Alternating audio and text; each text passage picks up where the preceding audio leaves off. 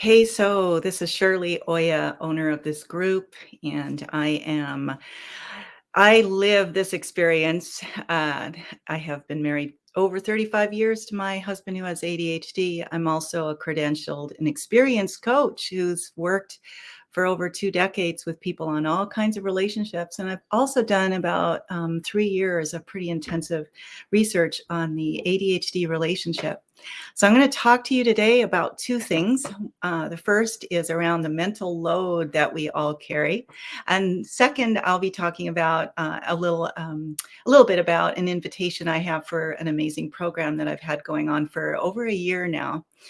So, a lot of you answered the poll on what you're struggling with the most, and mental load came up the most often, which is not surprising. And so I want to talk a little bit about that because, it's a very real thing, right? And it's hard to keep track of it all. And you're probably pretty good at it.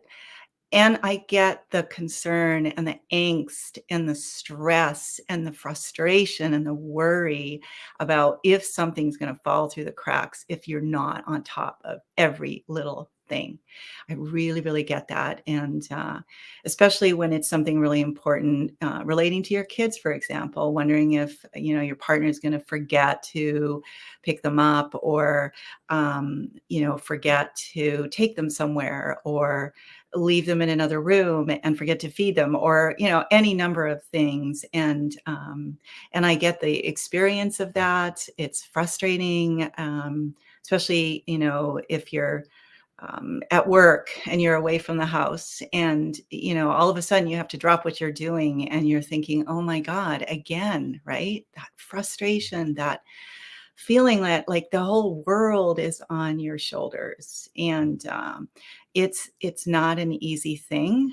And I imagine, and I've had clients tell me this, they wonder, I mean, why am I staying? Like, it's almost too much. It's too much work, or, it's just I just can't do it anymore. I hear that a lot.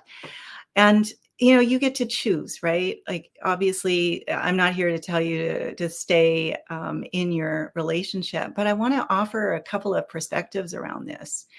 And one is that you were made for this. You were brilliantly made for this call, if you want to consider it a calling, not from a religious standpoint, but you're likely really good at managing things. It's probably why you're as successful as you are in whatever else you're doing in your life.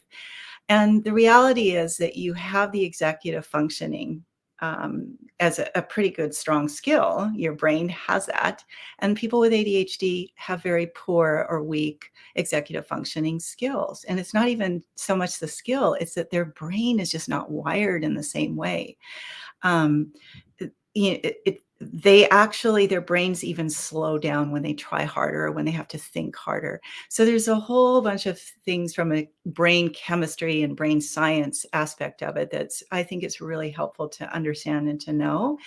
And like anything, you can know it, but to actually work with that and to really accept it is a whole nother thing. So the thing is, I work with women who have decided to stay with their partner, with their ADHD partner. And then they're asking, like, now what? How do I do this? And so I want to dive into that just for a little bit. So, first off, when we can accept something as reality, then you can really kind of breathe and look at it and go, okay, this is how it is. This is the way things are. Now, they may improve. Perhaps your partner will get some, help or learn some ways, if they get coaching or whatever. But again, there's no guarantee. And one of the things that I learned a very long time ago is that you have to have some systems in place. I mean, if you're really, really going to accept that, yeah, this is actually mostly on your shoulders and you're strong enough. I want to say that you are strong enough. And the key is to, this, what I do with my clients is I have them really dive deep into understanding how strong they really are and to really rest and relax into a coaching container so that they can really look at, what are their core strengths and what are they really truly good at, and also to give themselves that self-care that's so important. And I'm not even talking about nails or, getting your hair done, not that kind of self-care, but the actual internal way that they talk to themselves and think about themselves, and to actually think about the way that they're thinking about the situation they're in. That is huge. So if you're willing to accept for a moment that your partner is who they are, they're not intentionally trying to mess up or forget or to not pick up more of the responsibility. It's not intentional. If it's truly ADHD, it's not an intentional thing. And yes, it's, understandable that you'd want them to have some intention and they can have all the intention in the world and still drop the ball. And it's not a personality thing. Okay. And you probably know all this. Maybe you know some of it, but I think that's where I really want to point you, and where I work with people is to really kind of look at, well, this is the reality. Now what? How do I want to think about this? What are the words that you're telling yourself?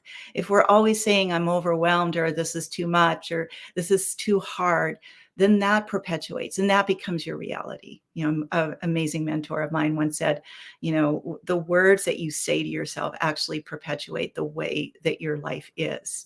So we get to choose, first of all, and we also get to look at just how amazing you are, right? Like, you have these skills and you're really resourceful. You're way more resourceful than you think. But when you're really stressed and exhausted, and I get it, I've been there. I still, get that way at times. But I have to say, over the years, I've learned, and it's a process where, what can you bring in? What are the tools? Who are the guides that can help you? Where can you outsource? And if you can't afford that, where can you scale back on your expectations and standards just because they don't have those skills? One of the things that I look at is for myself is, where am I holding such a high standard of perfection? And I realized, my husband was thinking, you're not as much fun anymore because you're so clear and so bent on making sure everything is perfect. And so obviously there's some things that are super important that you don't want to fall through the cracks, but you put systems in place, and you're more likely to do that when you can accept and really step into that version of yourself that's really made for this. Okay. And if you need the support, certainly, this group is where we can, exchange ideas. And if you want something deeper and you really want to take a deep dive, I have an amazing program that really walks you through how to be successful in your relationship with your ADHD partner. I have done it. I've spent years doing this, and I've learned from the world of coaching and from the work that I do. I've worked with people over 20 years in relationships, and so I've learned some things about that, and I've come a long way. I'm not perfect, and this is not about being allowing them to step on you or be a doormat. Excuse me, be a doormat, or just resign and go, oh my gosh, I'm a martyr or something. It's nothing like that. It's really um, being able to relax into a container so that you can um, really reacquaint yourself with the real you, the you underneath all of your labels. And if you're interested, send me a DM and we'll see if it's a fit for you. I am right now using the same prices as 2021, and I'm taking clients starting in February 1st. I have an opening.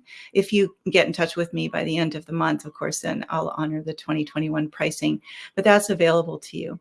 And if you're watching this on replay, do a hashtag replay and send in the comments, and let us know, uh, what are you feeling like your strength, your your true qualities are that make you made for this. Thank you. We'll talk to you soon.